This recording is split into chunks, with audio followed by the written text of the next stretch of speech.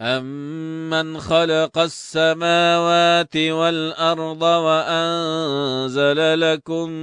مِّنَ السَّمَاءِ مَاءً فَأَنبَتْنَا بِهِ حَدَائِقَ ذَاتَ بَهْجٍ مَّا كَانَ لَكُمْ أَن تُنبِتُوا شَجَرَهَا أَإِلَٰهٌ مَّعَ اللَّهِ بَلْ هُمْ قَوْمٌ يَعْدِلُونَ أَمَّن جَعَلَ الْأَرْضَ قَرَارًا وَجَعَلَ خِلَالَهَا أَنْهَارًا وَجَعَلَ لَهَا رَوَاسِيَ وَجَعَلَ بَيْنَ الْبَحْرَيْنِ هَاجِزًا أَإِلَٰهٌ مَّعَ اللَّهِ بَلْ أَكْثَرُهُمْ لَا يَعْلَمُونَ أَمَّن يُجِيبُ الْمُضْطَرَّ إِذَا دَعَاهُ وَيَكْشِفُ السُّوءَ وَيَجْعَلُكُمْ خُلَفَاءَ الْأَرْضِ أَإِلَٰهٌ مَّعَ اللَّهِ قَلِيلًا مَّا تَذَكَّرُونَ أَمَّن يَهْدِيكُمْ فِي ظُلُمَاتِ الْبَرِّ وَالْبَحْرِ وَمَن يُرْسِلُ الرِّيَاحَ بُشْرًا بَيْنَ يَدَيْ رَحْمَتِهِ أَإِلَٰهٌ مَّعَ اللَّهِ تَعَالَى اللَّهُ عَمَّا يُشْرِكُونَ أَمَّن يَبْدَأُ الْخَلْقَ ثُمَّ يُعِيدُهُ وَمَن يَرْزُقُكُم مِّنَ السَّمَاءِ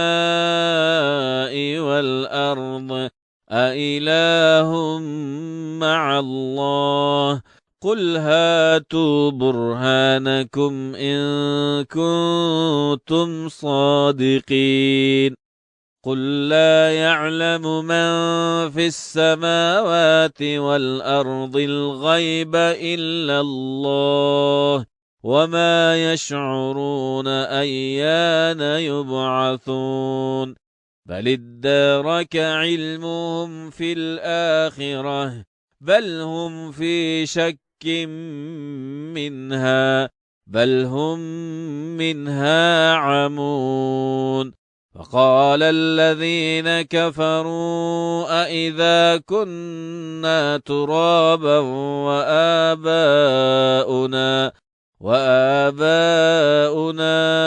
أَإِنَّا لَمُخْرَجُونَ لَقَدْ وُعِدْنَا هَٰذَا نَحْنُ وَآبَاؤُنَا مِن قَبْلُ إِنْ هَٰذَا إِلَّا أَسَاطِيرُ الْأَوَّلِينَ قُلْ سِيرُوا فِي الْأَرْضِ فَانظُرُوا كَيْفَ كَانَ عَاقِبَةُ الْمُجْرِمِينَ وَلَا تَحْزَنْ عَلَيْهِمْ وَلَا تَكُ فِي ضَيْقٍ مِّمَّا يَمْكُرُونَ وَيَقُولُونَ مَتَىٰ هَٰذَا الْوَعْدُ إِن كُنتُمْ صَادِقِينَ قُلْ عَسَىٰ أَن يَكُونَ رَدِفَ لَكُم بَعْضُ الَّذِي تَسْتَعْجِلُونَ وَإِنَّ رَبَّكَ لَذُو فَضْلٍ عَلَى النَّاسِ وَلَٰكِنَّ أَكْثَرَهُمْ لَا يَشْكُرُونَ وَإِنَّ رَبَّكَ لَيَعْلَمُ مَا تُكِنُّ صُدُورُهُمْ وَمَا يُعْلِنُونَ وَمَا مِنْ غَائِبَةٍ فِي السَّمَاءِ وَالْأَرْضِ إِلَّا فِي كِتَابٍ مُّبِينٍ إِنَّ هَٰذَا الْقُرْآنَ يَقُصُّ عَلَىٰ بَنِي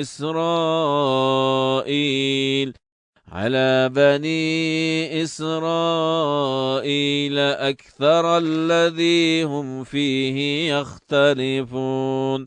وإنه لهدى ورحمة للمؤمنين إن ربك يقضي بينهم بحكمه وهو العزيز العليم فتوكل على الله إنك على الحق المبين إنك لا تسمع الموتى ولا تسمع الصم الدعاء إذا ولوا مدبرين وما أنت بهاد العمي عن ضلالتهم إن تسمع إلا من يؤمن بآياتنا فهم مسلمون وإذا وقع القول عليهم أخرجنا لهم دابة من الأرض تكلمهم أن الناس كانوا بآياتنا لا يوقنون ويوم نحشر من كل أمة فوجا ممن يكذب بآياتنا فهم يوزعون حتى إذا جاءوا قال أكذبتم بآياتي ولم تحيطوا بها علما أم ماذا كنتم تعملون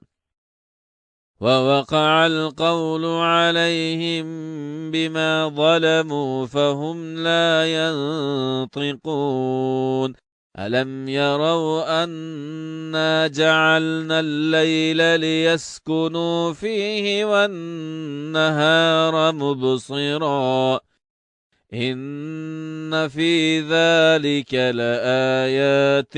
لقوم يؤمنون ويوم ينفخ في الصور ففزع من في السماوات ومن في الأرض إلا من شاء الله وكل أتوه داخرين وترى الجبال تحسبها جامدة وهي تمر مر السحاب صنع الله الذي أتقن كل شيء إنه خبير بما تفعلون من جاء بالحسنة فله خير منها وهم من فزع يومئذ آمنون ومن جاء بالسيئة فكبت وجوههم في النار هل تجزون إلا ما كنتم تعملون إنما أمرت أن أعبد رب هذه البلدة الذي حرمها وله كل شيء وأمرت أن أكون من المسلمين وأن أتلو القرآن فمن اهتدى فإنما يهتدي لنفسه ومن ضل فقل إنما أنا من المنذرين وقل الحمد لله سيريكم آياته فتعرفونها وما ربك بغافل عما تعملون صدق الله العظيم أعوذ بالله من الشيطان الرجيم بسم الله الرحمن الرحيم طاسيم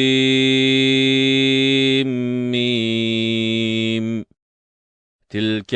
آيات الكتاب المبين نتلو عليك من نبأ موسى وفرعون بالحق لقوم يؤمنون إن فرعون علا في الأرض وجعل أهلها شيعا يستضعف طائفة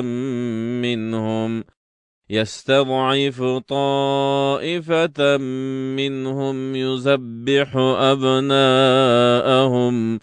ويستحيي نساءهم إنه كان من المفسدين ونريد أن نمن على الذين استضعفوا في الأرض ونجعلهم أئمة ونجعلهم الوارثين ونمكن لهم في الأرض ونري فرعون وهامان وجنودهما منهم ما كانوا يحذرون وأوحينا إلى أم موسى أن أرضعيه فإذا خفت عليه فألقيه في اليم ولا تخافي ولا تحزني إنا رادوه إليك وجاعلوه من المرسلين فالتقطه آل فرعون ليكون لهم عدوا وحزنا إن فرعون وهامان وجنودهما كانوا خاطعين وقالت امرأة فرعون قرة عين لي ولك لا تقتلوه عسى أن ينفعنا أو نتخذه ولدا وهم لا يشعرون وأصبح فؤاد أم موسى فارغا إن كادت لتبدي به لولا أن ربطنا على قلبها لتكون من المؤمنين وقالت لأخته قصيه فبصرت به عن جنب وهم لا يشعرون وحرمنا عليه المراضع من قبل فقالت هل أدلكم على أهل بيت يكفلونه لكم وهم له ناصحون فرددناه إلى أمه كي تقر عينها ولا تحزن ولتعلم أن وعد الله حق ولكن أكثرهم لا يعلمون ولما بلغ أشده واستوى آتيناه حكما وعلما وكذلك نجزي المحسنين ودخل المدينة على حين غفلة من أهلها فوجد فيها رجلين يقتتلان هذا من شيعته وهذا من عدوه فاستغاثه الذي من شيعته على الذي من عدوه فوكزه موسى فقضى عليه قال هذا من عمل الشيطان إنه عدو مضل مبين قال رب إني ظلمت نفسي فاغفر لي فغفر له إنه هو الغفور الرحيم قال رب بما أنعمت علي فلن أكون ظهيرا للمجرمين فأصبح في المدينة خائفا يترقب فإذا الذي استنصره بالأمس يستصرخه قال له موسى إنك لغوي مبين فلما أراد أن يبطش بالذي هو عدو لهما قال يا موسى أتريد أن تقتلني كما قتلت نفسا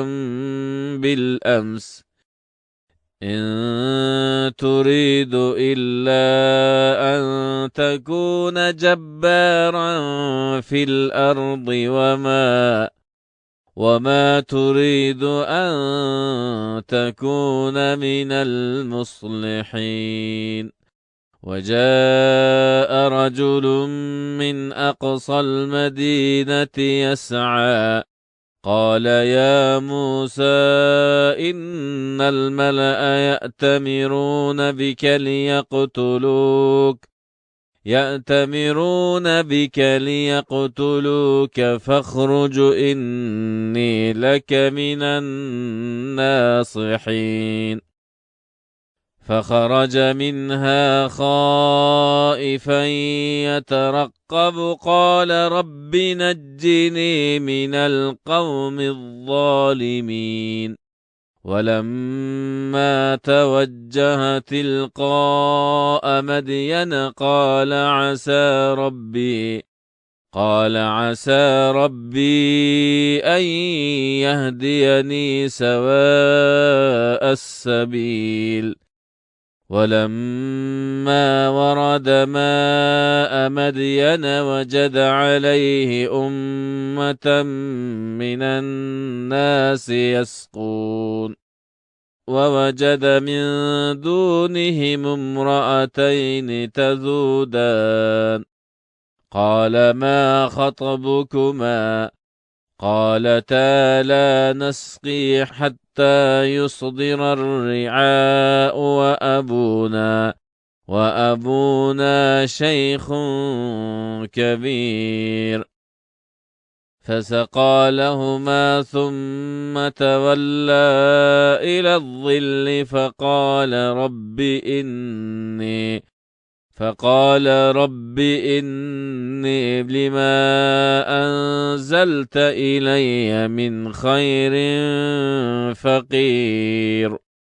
فجاءته إحداهما تمشي على استحياء قالت إن أبي يدعوك ليجزيك أجر ما سقيت لنا فلما جاءه وقص عليه القصص قال لا تخف نجوت من القوم الظالمين قالت إحداهما يا أبت استأجره إن خير من استأجرت القوي الأمين قال إني أريد أن أنكحك إحدى ابنتي هاتين على أن تأجرني 8 حجج فإن أتممت 10 فمن عندك، وما أريد أن أشق عليك،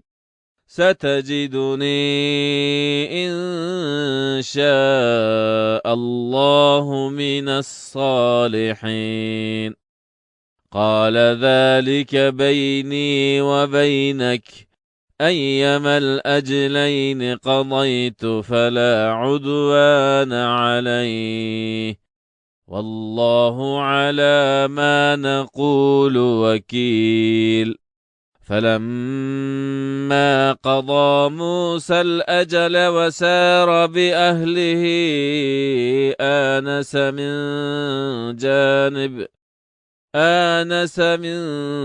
جانب الطور نارا، قال لأهلهم كثوا إني آنست نارا لعلي آتيكم منها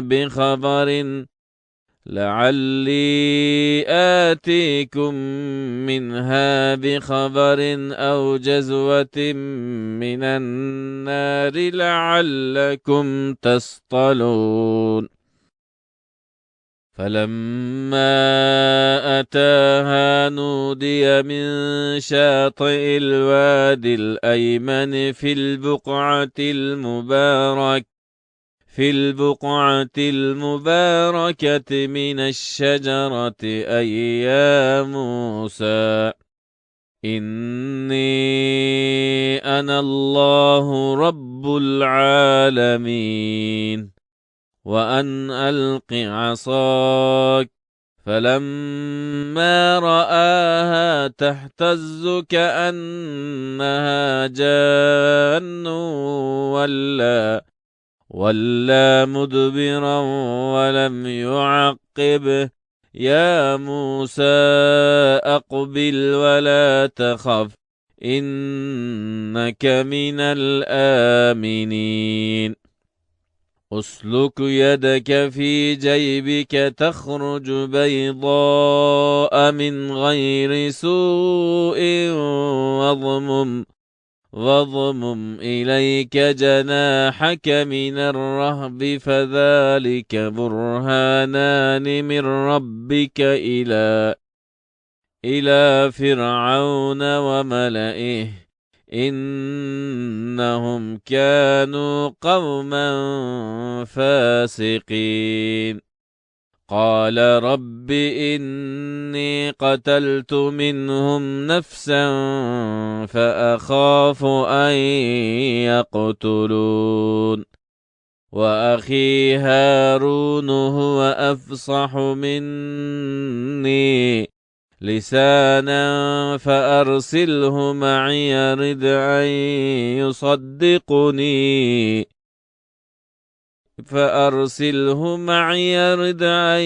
يصدقني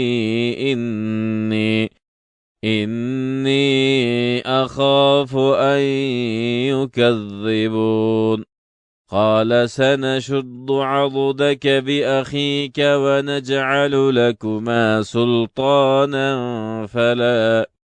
فلا يصلون إليكما بآياتنا أنتما ومن اتبعكما الغالبون. فلما جاءهم موسى بآياتنا بينات قالوا ما هذا إلا سحر مفتر وما سمعنا بهذا في آبائنا الأولين. وقال موسى ربي أعلم بمن جاء بالهدى من عنده ومن تكون له عاقبة الدار إنه لا يفلح الظالمون. وقال فرعون يا أيها الملأ ما علمت لكم من إله غيري فأوقد لي يا هامان على الطين فاجعل لي صرحا لعلي أطلع إلى إله موسى وإني لأظنه من الكاذبين واستكبر هو وجنوده في الأرض بغير الحق وظنوا أنهم إلينا لا يرجعون فأخذناه وجنوده فنبذناهم في اليم فانظر كيف كان عاقبة الظالمين وجعلناهم أئمة يدعون إلى النار ويوم القيامة لا ينصرون وأتبعناهم في هذه الدنيا لعنة ويوم القيامة هم من المقبوحين ولقد آتينا موسى الكتاب من بعد ما أهلكنا القرون الأولى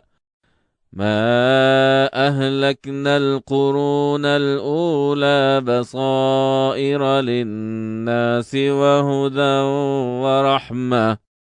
ورحمة لعلهم يتذكرون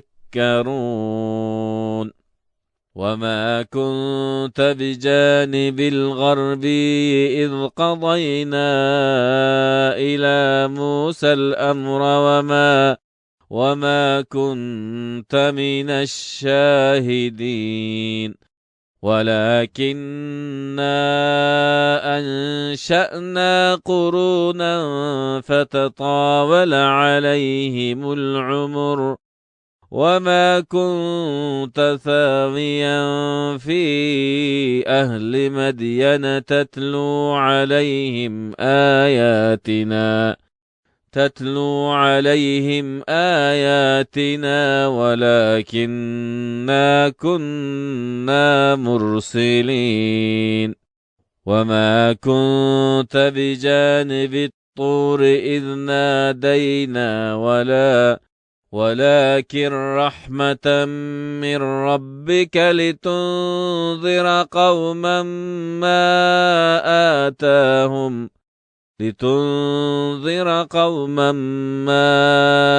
آتاهم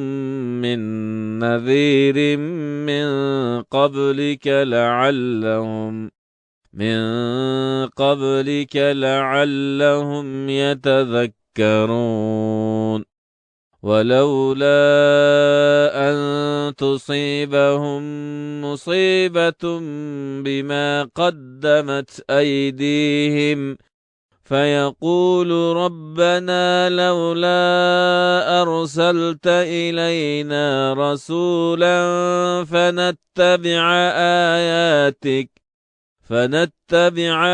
آياتك ونكون من المؤمنين فلما جاءهم الحق من عندنا قالوا لولا أوتي مثل ما أوتي موسى أولم يكفروا بما أوتي موسى من قبل قالوا سحران تظاهرا وقالوا إنا بكل كافرون قل فأتوا بكتاب من عند الله هو هو أهدى منهما أتبعه إن كنتم صادقين فإن لم يستجيبوا لك فاعلم أنما يتبعون أهواءهم ومن أضل ممن اتبع هواه بغير هدى من الله إن الله لا يهدي القوم الظالمين ولقد وصلنا لهم القول لعلهم يتذكرون الذين آتيناهم الكتاب من قبله هم به يؤمنون وإذا يتلى عليهم قالوا آمنا به إنه الحق من ربنا إنا كنا من قبله مسلمين أولئك يؤتون أجرهم مرتين بما صبروا ويدرؤون بالحسنة السيئة ومما رزقناهم ينفقون وإذا سمعوا اللغو أعرضوا عنه وقالوا لنا أعمالنا ولكم أعمالكم سلام عليكم لا نبتغي الجاهلين إنك لا تهدي من أحببت ولكن الله يهدي من يشاء وهو أعلم بالمهتدين وقالوا إن نتبع الهدى معك نتخطف من أرضنا أولم نمكن لهم حرما آمنا يجبى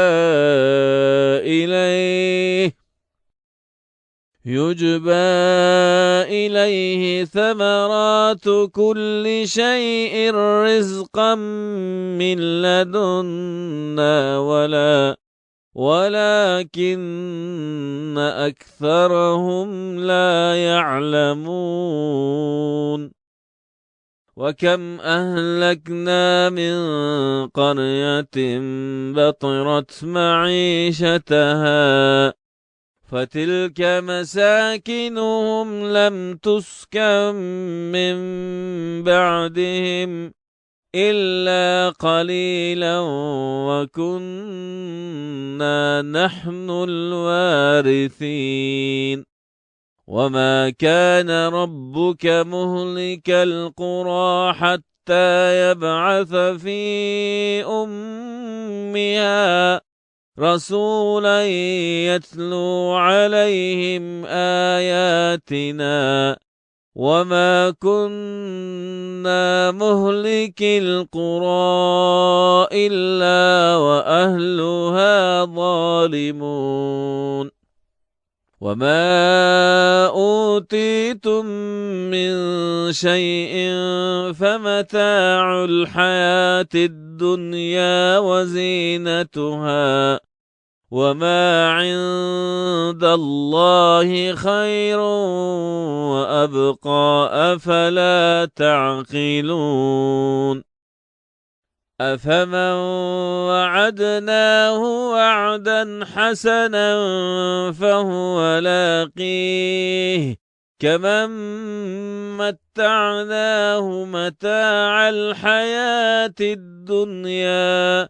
ثم هو يوم القيامة من المحضرين ويوم يناديهم فيقول أين شركائي الذين كنتم تزعمون قال الذين حق عليهم القول ربنا هؤلاء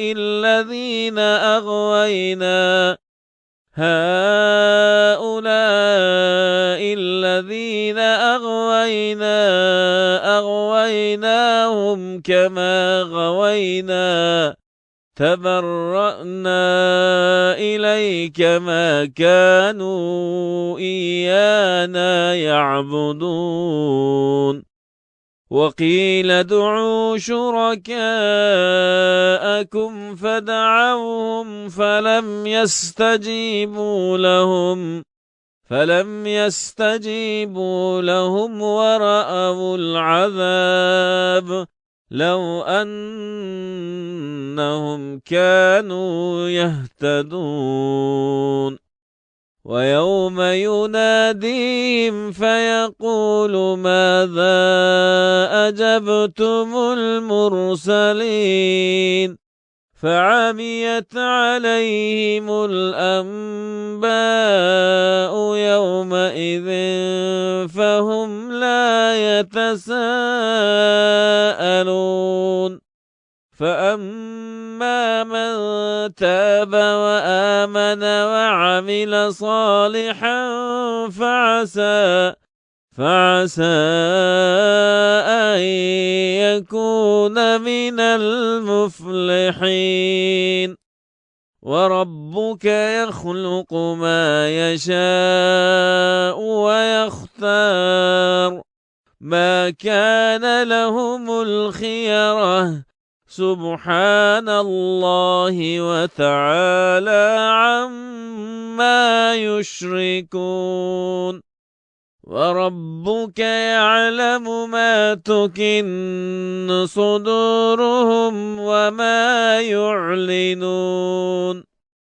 وهو الله لا إله إلا هو له الحمد في الأولى والآخرة وله الحكم وإليه ترجعون قل أرأيتم إن جعل الله عليكم الليل سرمدا إلى يوم القيامة من إله غير الله يأتيكم بضياء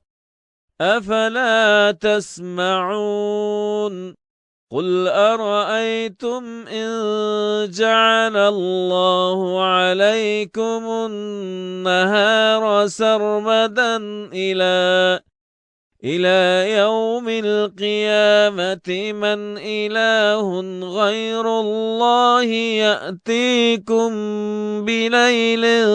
تسكنون فيه أفلا تبصرون ومن رحمته جعل لكم الليل والنهار لتسكنوا فيه ولتبتغوا من فضله ولعلكم تشكرون ويوم يناديهم فيقول أين شركائي الذين كنتم تزعمون ونزعنا من كل أمة شهيدا فقلنا هاتوا برهانكم فعلموا أن الحق لله وضل عنهم ما كانوا يفترون إن قارون كان من قوم موسى فبغى عليه فبغى عليهم وآتيناه من الكنوز ما إن مفاتحه لتنوء بالعصبة أولي القوة إذ قال له قومه لا تفرح إن الله لا يحب الفرحين وابتغ فيما آتاك الله الدار الآخرة ولا تنس نصيبك من الدنيا وأحسن كما أحسن الله إليك ولا تبغ الفساد في الأرض إن الله لا يحب المفسدين قال إنما أوتيته على علم عندي أولم يعلم أن الله قد أهلك من قبله من القرون من هو أشد منه قوة وأكثر جمعا ولا يسأل عن ذنوبهم المجرمون فخرج على قومه في زينته قال الذين يريدون الحياة الدنيا يا ليت لنا مثل ما أوتي قارون إنه لذو حظ عظيم وقال الذين أوتوا العلم ويلكم ثواب الله خير لمن آمن وعمل صالحا ولا يلقاها إلا الصابرون فخسفنا به وبداره الأرض فما كان له من فئة ينصرونه من دون الله وما كان من المنتصرين وأصبح الذين تمنوا مكانه بالأمس يقولون ويك أن الله يبسط الرزق لمن يشاء من عباده ويقدر لولا أمن الله علينا لخسف بنا ويكأنه لا يفلح الكافرون تلك الدار الآخرة نجعلها للذين لا يريدون علوا في الأرض ولا فسادا والعاقبة للمتقين من جاء بالحسنة فله خير منها ومن جاء بالسيئة فلا يجزى الذين عملوا السيئات إلا ما كانوا يعملون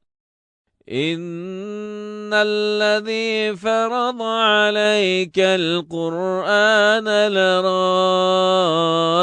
إلى معاد قل ربي أعلم من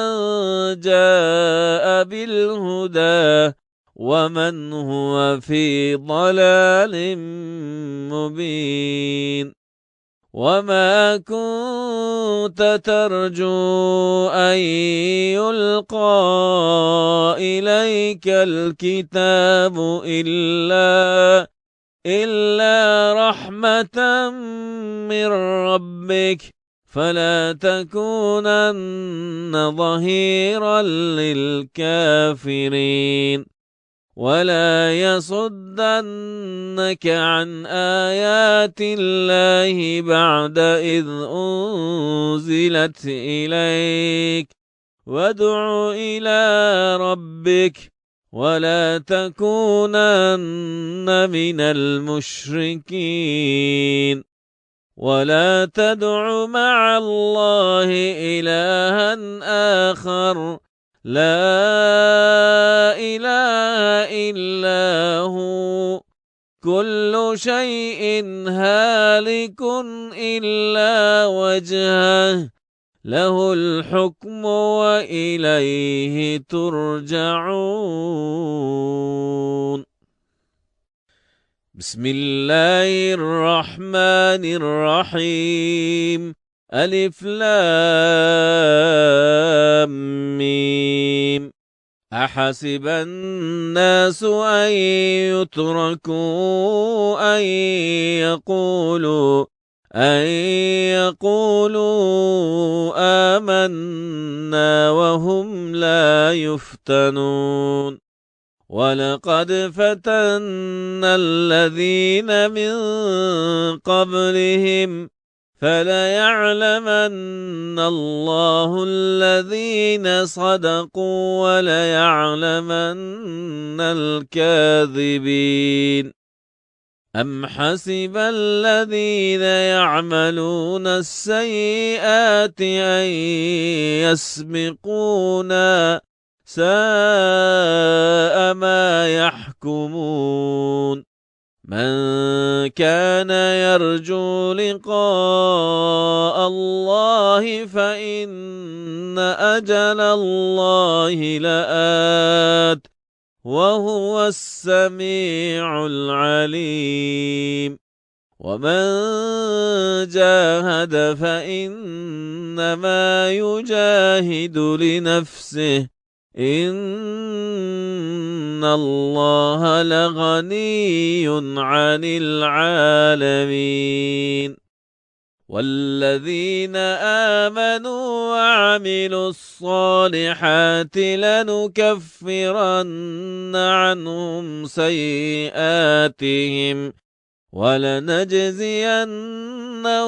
أحسن الذي كانوا يعملون.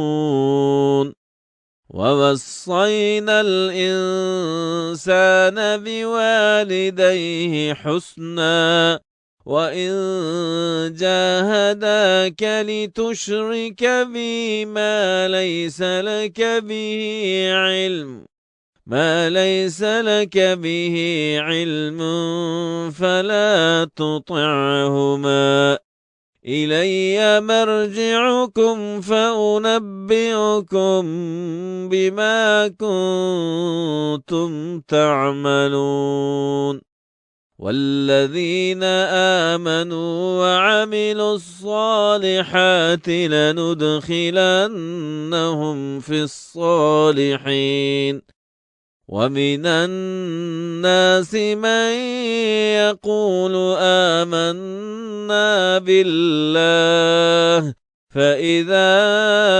أوذي في الله جعل فتنة الناس كعذاب الله،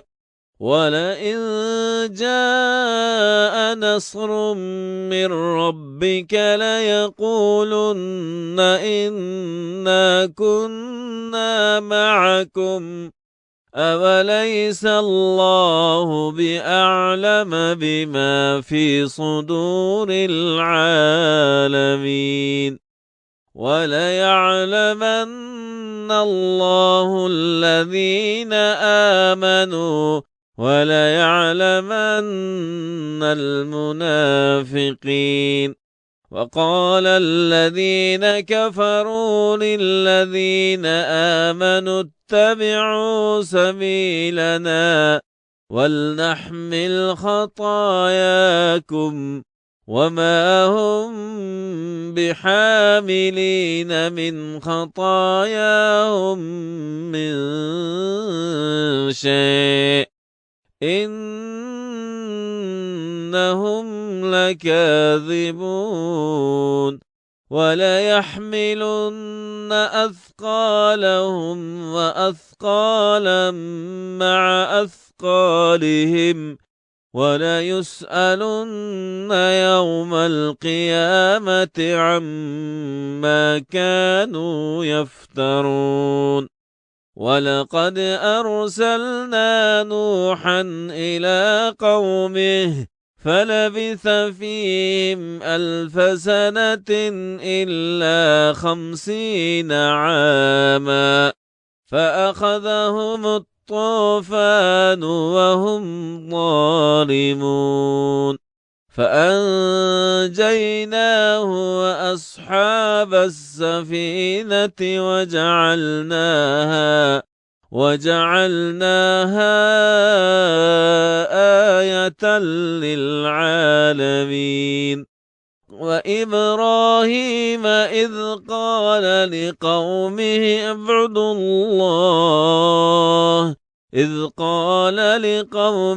اعبدوا الله واتقوه ذلكم خير لكم إن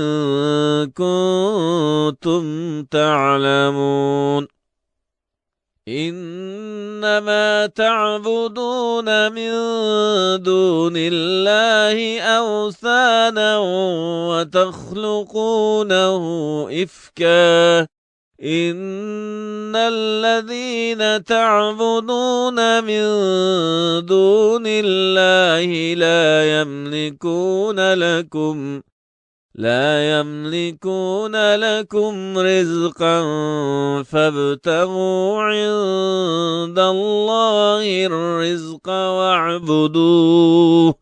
واعبدوه واشكروا له إليه ترجعون وإن تكذبوا فقد كذب من قبلكم وما على الرسول إلا البلاغ المبين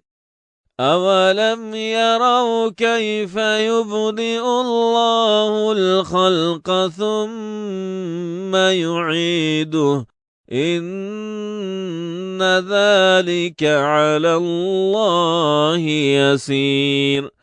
قل سيروا في الأرض فانظروا كيف بدأ الخلق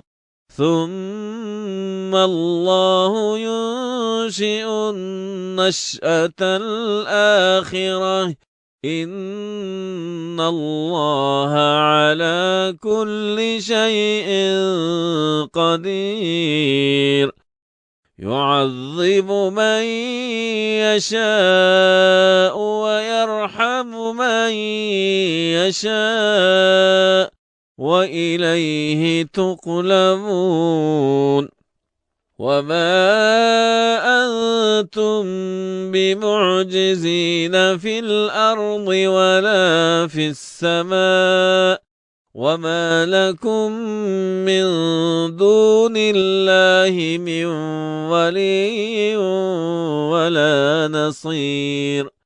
والذين كفروا بآيات الله ولقائه أولئك يئسوا من رحمتي وأولئك لهم عذاب أليم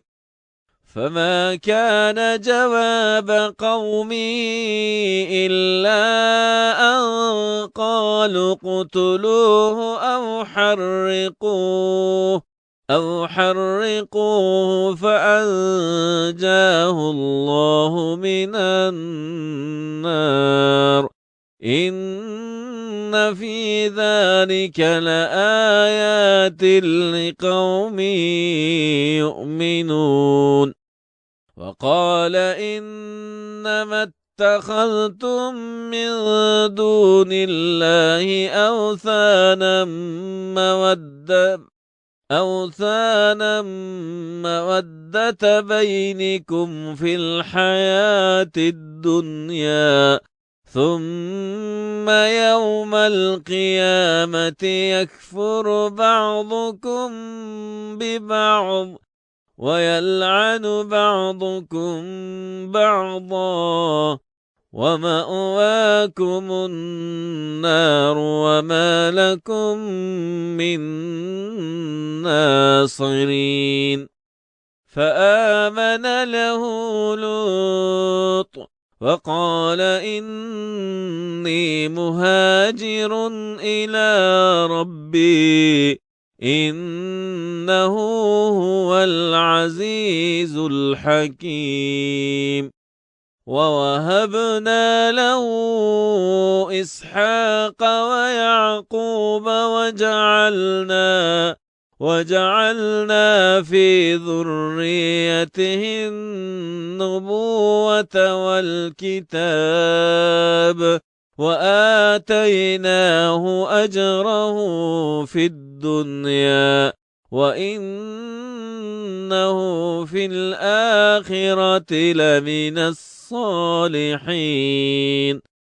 ولوطا إذ قال لقومه إنكم لتأتون الفاحشة ما سبقكم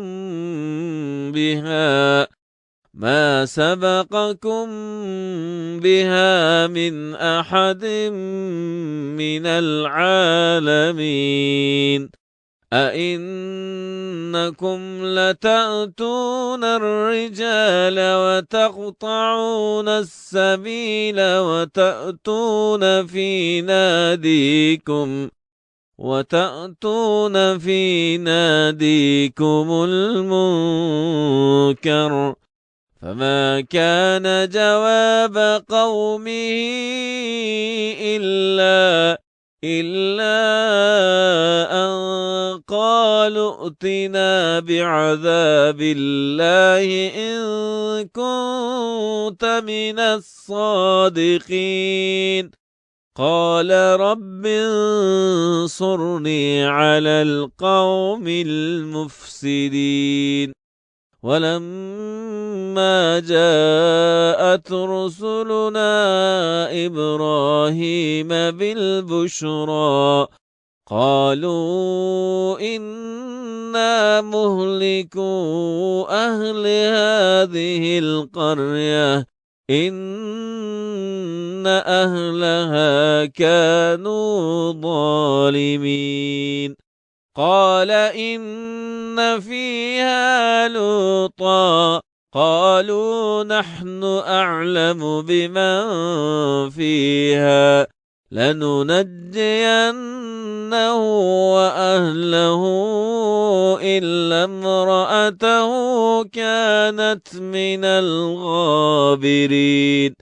ولما جاءت رسلنا لوطا سيء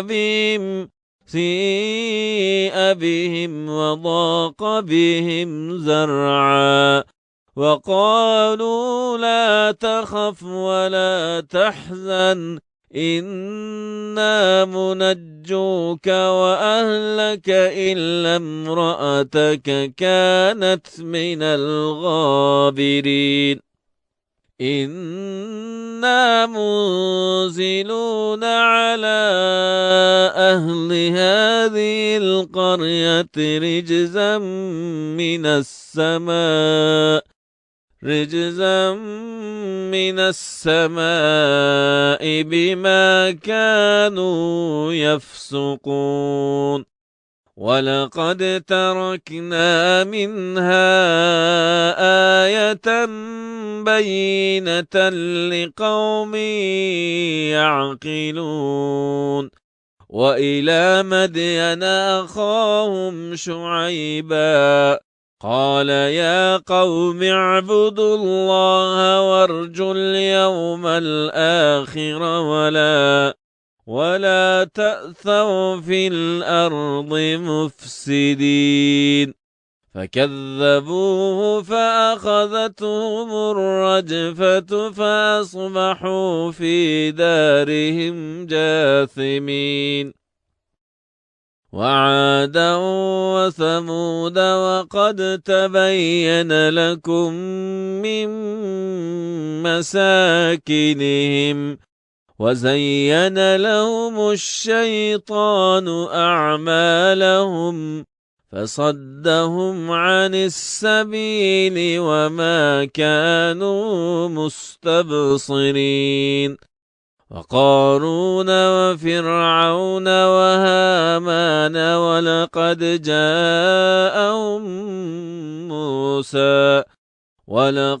جاءهم موسى بالبينات فاستكبروا في الأرض وما كانوا سابقين.